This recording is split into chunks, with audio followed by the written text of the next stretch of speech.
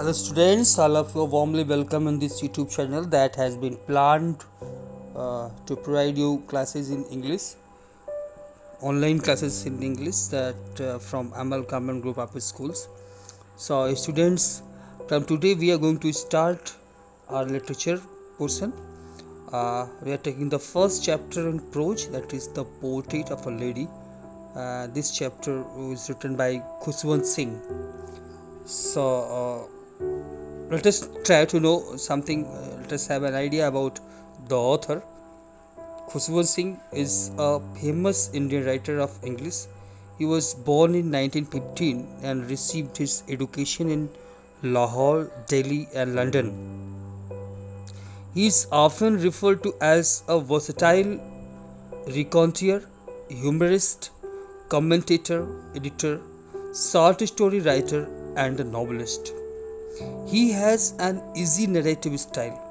His syndicated columns with malice towards one and all, and this above all, are extremely popular. Among his famous books are the two volumes of History of the Sikhs.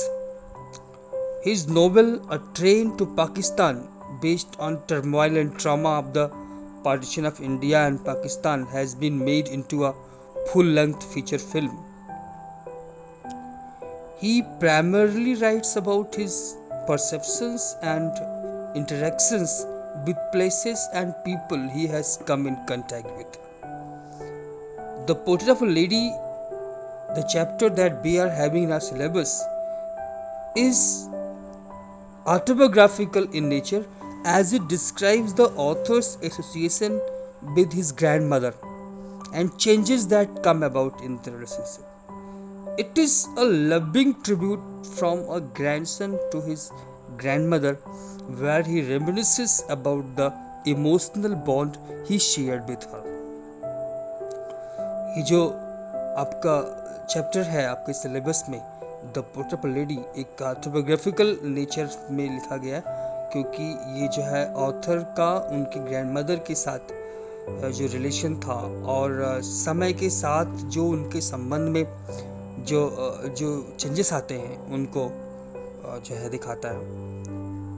एक loving tribute है एक grandson का अपनी दादी के लिए. Okay, let us try to know something more about the chapter. The Portrait of a Lady is the story of the author.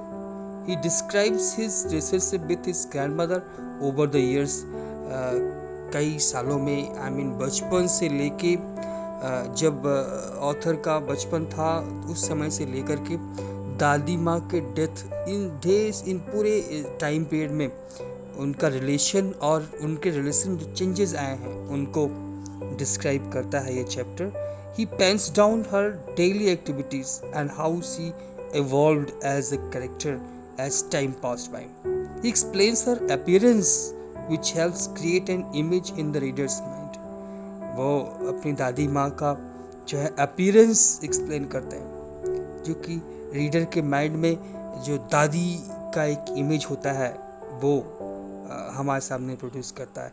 हम सब के पास दादी होती हैं, हमारे ग्रैंड पेरेंट्स होते हैं, उनका एक इमेज हम सब के दिमाग में बनता है. तो the portrait of a lady gives us a picture of a human relationship in a joint family. Especially joint family में जो human relationships का picture है वो बड़ी अच्छे से दिखाया गया. It is a factual description, a realistic account of how the grandparents give all their time, attention and love to the grandchildren.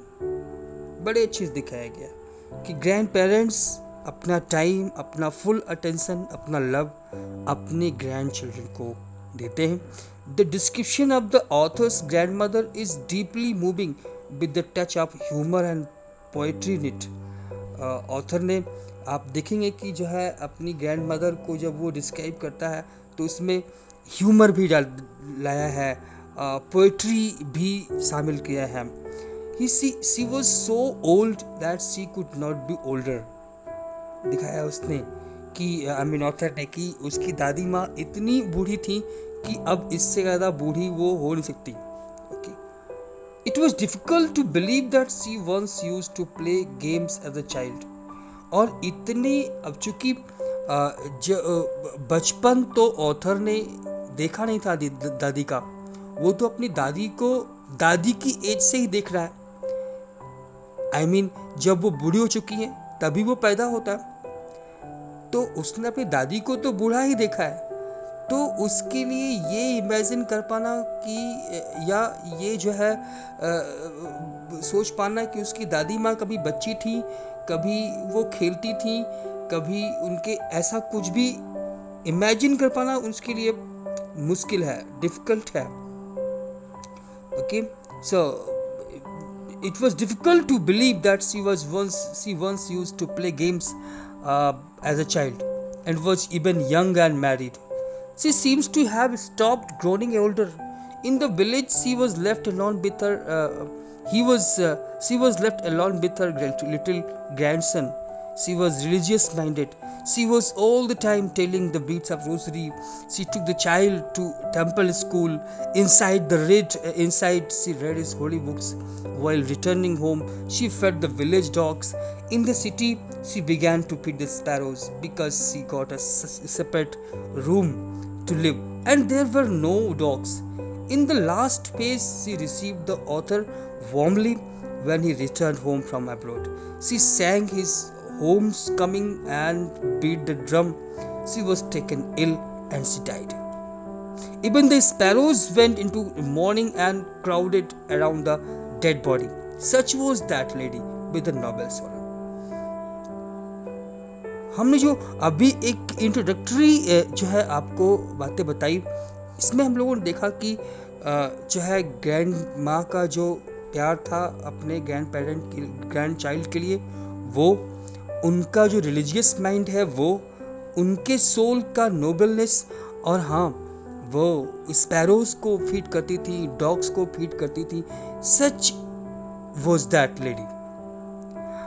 आप जब इस कहानी को पढ़ेंगे ना, तो you will be forced to evaluate your own relationship with your grandparents. आप story को पढ़ने के बाद अपनी दादी के साथ, अपने दादा जी के साथ आपका जो रिलेशनशिप है उसको जो है इवेलुएट करने में से बाज नहीं आएंगे. You must evaluate your own relationship and to reflect on the reasons for the growing isolation of elders in the family. और एक सबसे बड़ी चीज जो हमारे एल्डर्स हैं फैमिली के, वो आइसोलेशन के शिकार होते जा रहे हैं day by day. Growing isolation, उनका जो आइसोलेशन है वो ग्रो करता जा रहा है. इसके बारे में उसके कारण क्या है, उसका सोल्यूशन क्या है, इन सब के बारे में भी हम लोग इस चैप्टर के माध्यम से देखने का प्रयास करेंगे. Let us try to start the explanation और reading of the chapter. My grandmother, like everybody's grandmother, was an old woman. Very nice, very simple. My grandmother was also, the author talks about his grandmother. He had known, she was also same as any other person's grandmother. She had been old and wrinkled for the 20 years that I had known her. मेरी दादी माँ भी, माने कि औरतों की दादी माँ भी वैसी थी, ऐसे हर व्यक्ति की दादी माँ होती हैं. एक बूढ़ी महिला बूढ़ी थी, and wrinkled for the 20 years that I had known her.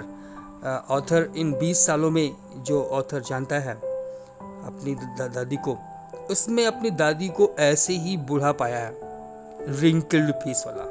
He had known her for the past 20 years and she had always been old and wrinkled. जैसे old और wrinkled आज हैं, वैसे ही old और wrinkled वो 20 साल पहले भी थी. People said that she had once been young and pretty. He was told that she was young and pretty once and even had a husband. Okay, and even had a husband. This लोग कहते हैं कि दादी माँ के कभी जो है दादी माँ भी कभी यंग थी या प्रेटी थी, या फिर उनके पास हस्बैंड था, this was hard to believe. इस बात पे ट्रस्ट करना फॉर द ऑथर डिफिकल्ट था, हार्ड था. Okay, so my grandfather's portrait hung above the mantelpiece in the drawing room. Okay, his grandfather's portrait hung on the wall in which वहाँ पे wall, वहाँ जो है मेंटल पीस, ड्राइंग रूम में mental peace के ऊपर मेरे ग्रैंडफादर की पोर्ट्रेट टंगी हुई है. He wore a big turban and a loose fitting clothes. In that portrait, in which he wore loose fitted clothes, a turban, and had a long white colored beard that reached his chest. Okay, his long white beard covered the best part of chest, and he looked at least 100 years old. तो उनकी जो portrait वहाँ पे टंगी हुई है, उसमें हमने उसे देखा हुआ कि उनके सिर पे एक बड़ी सी पगड़ी है और वो लूज फिटिंग क्लास, जिसको यहाँ पे कुर्ता पजामा बोलते हैं, वो लूज फिटिंग क्लास पहने हुए हैं. उनकी जो लंबी वाइट बियर्ड है, that has covered his best part of his chest. उसने क्या किया, उनकी जो दाढ़ी है सफ़ेद रंग की, दैट वो उनके चेस्ट तक लंबी है. ओके, उसने जो है कवर किया हुआ है उसके चेस्ट तक, I mean दादाजी की चेस्ट तक. He did not look the sort of person who would have a wife or children.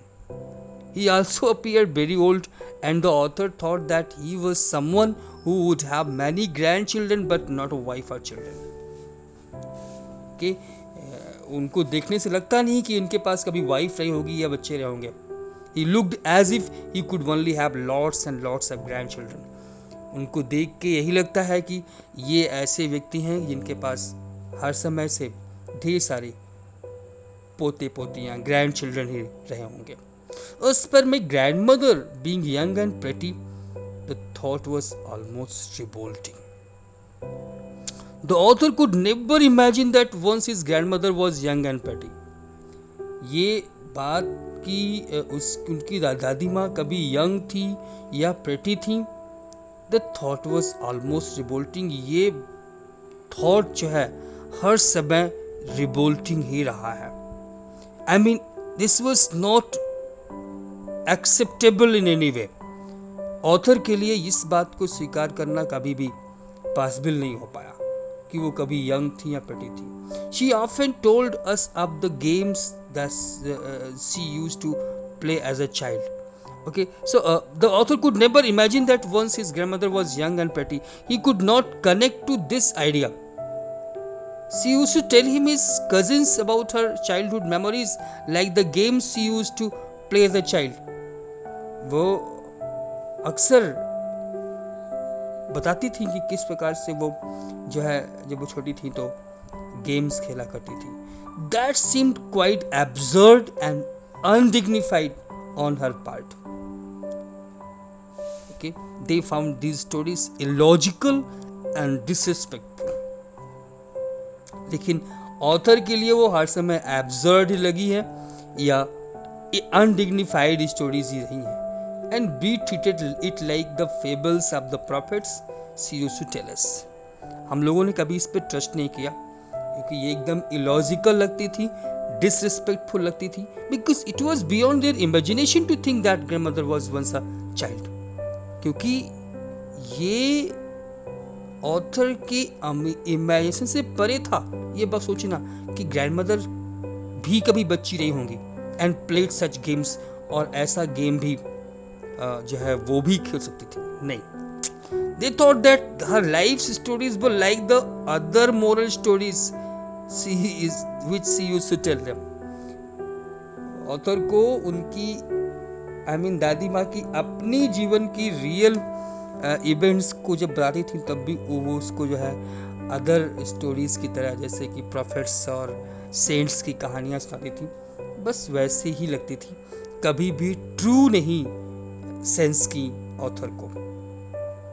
She had always been short and fat and slightly bent.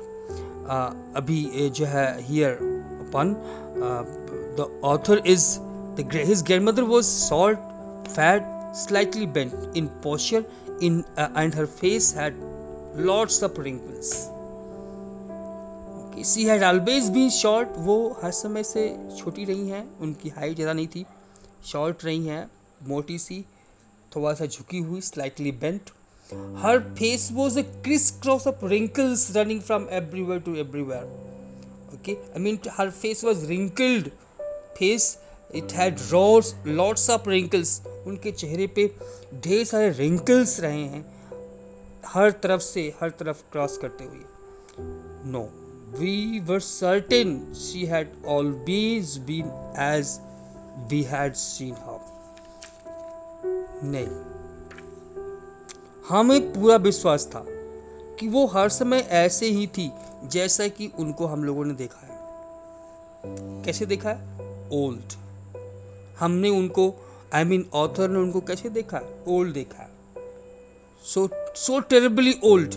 इतना ज़्यादा ओल्ड देखा है ऑथर ने उनको. She could not have grown older.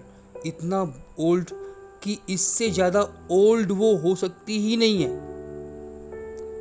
She seemed so old that she had been the same for the और यही नहीं, she could not have grown and had stayed at same age for 20 years. वो बूढ़ी है और इतनी बूढ़ी, ज़्यादा बूढ़ी है, कितना टेरिबली बूढ़ी है कि वो उससे ज़्यादा बूढ़ी नहीं हो सकती. और हाँ, इसी एज पे वो पिछले 20 साल से रुकी हुई है. She had stayed at the same age for 20 years. पिछले 20 सालों से वो ऐसी ही है. उनकी एज बढ़ना बंद हो गई है, ये ऑथर को लगता है. She could never have been pretty. pretty होने का तो कोई चांस नहीं है, according to author about his grandmother. कभी नहीं. According to author, she was never pretty, but she was always beautiful. हाँ, beautiful हर समय रही है. Okay, she had always been beautiful, but not pretty. She hobbled about the house in spotless white, with one hand resting on her waist to balance her stoop and the other telling the beads of her rosary. Yes, she walked around the house in an awkward way, wearing spotless white clothes with beads of rosary hanging from one hand and the other hand rested on her back for support. वो पूरे घर में awkward way में घूमती थी अपनी spotless white कपड़ों में. उनके एक हाथ में रोजरी की माला होती थी और दूसरा हाथ उनके कमर पे होता था, ताकि उनका जो है शरीर जो है स्टूप करने से बैलेंस बना रहे. Her silver locks were scattered untidily over her pale puckered face. Okay, she had silver colored hair. चूंकि दादी माँ है तो उनकी एज हो गई है, तो एज ज़्यादा अगर बूढ़ी है तो उनके बाल सफ़ेद हो जाएंगे. तो उनके जो बाल हैं वो क्या है, सफ़ेद हो गए हैं, सिल्वर लॉक्स हैं. ओके, विच वॉज एंड उन वो जो है अपने इन बालों को प्रॉपरली कॉम्बिंग भी नहीं करती थी, तो which was not neatly combed, so they were unorganised. उनकी जो बाल थे वो क्या थे, अनऑर्गेनाइज्ड थे. और silver locks were scattered untidily. Okay, unorganised तरीके से स्कैटर होते थे किसमें, on her, over her pale puckered face. कि उनका फेस कैसा था, pale face, puckered face. Now what do you mean to say pale and puckered face? Puckered, a face contract into wrinkles. puckered face ऐसे face को कहते हैं जो कि कंट्रैक्ट हो चुका है wrinkles में. और पेल जो है, पेल कैसा कलर होता है जिस फेस का जो लश्यर है, ओके, वो अगर खो गया है, जो चमक है वो ख़त्म हो गई है. ओके, तो उस पेल को हम, उस जो है फेस को हम पेल फेस कहते हैं. ओके, तो उनके पेल और पकड़ फेस पे उनके वो बाल जो है वाइट कलर के, वो अनऑर्गेनाइज्ड वे में बिखरे रहते थे. And her lips constantly moved in Audible prayer. और उनके जो होंठ हैं वो लगातार इनऑडिबल प्रेयर में मूव करते रहते थे। Meant she was constantly chanting prayers, वो लगातार प्रेयर करती रहती थी। Yes, she was beautiful, there was no doubt about it that his grandmother was beautiful, सुंदर थी वो। She was like the winter landscape in the mountains. Okay, यहाँ पे हियर अपन जो ऑथर है वो थोड़ा सा पोएटिक हो जाता है, वो कंपेयर करता है, he compares to the winter landscape in the mountains which has a peaceful and calm feel. वो उनके फेस को जो है विंटर लैंडस्केप से, माउंटेन्स के विंटर लैंडस्केप से कंपेयर करता है, जहाँ पर पीसफुल और काम फीलिंग है। In an expanse of pure white serenity, एक जो प्योर वाइट सेरेनिटी है, शुद्ध सफेद जो शांति है, गंभीरता है, उसका एक्सपेंस है, फैलाव है, एम्प्टी है, pure white piece.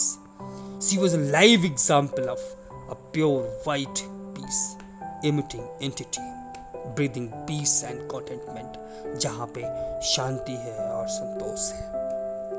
Okay? So this next paragraph, my grandmother and I were good friends.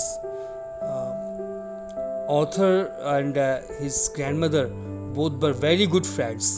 The author, my parents left me with her when they went to live in the city and we were constantly together. When the parents of the author went to the city, they left the author with his grandmother, okay, and from that very time he remained with his grandmother. I mean, he and grandmother were living together in the village. author कहता है कि वो और उसकी दादी माँ और वो दोनों अच्छे फ्रेंड थे। उसके पेरेंट्स जो है उसको छोड़ के शहर में चले गए रहने के लिए, सेटअप करने के लिए, और तब से वो दोनों साथ आ जाते हैं। अभी पहले गांव की लाइफ को एक्सप्लेन करता है author. She used to wake me up in the morning and get me ready for school. वो over there in the village, the author's grandmother used to wake him up every morning and get him ready for school. वो उसको हर सुबह जगाया करती थी और उसको school के लिए तैयार करती थी। She said her morning prayer in the monotonous sing song while she bathed and dressed me in the hope that I would listen and get to know it by heart. Okay, she would recite her morning prayers while she bathed and dressed him up, and he loved her voice. She sang her prayer in an expectation that author will listen and learn it by heart.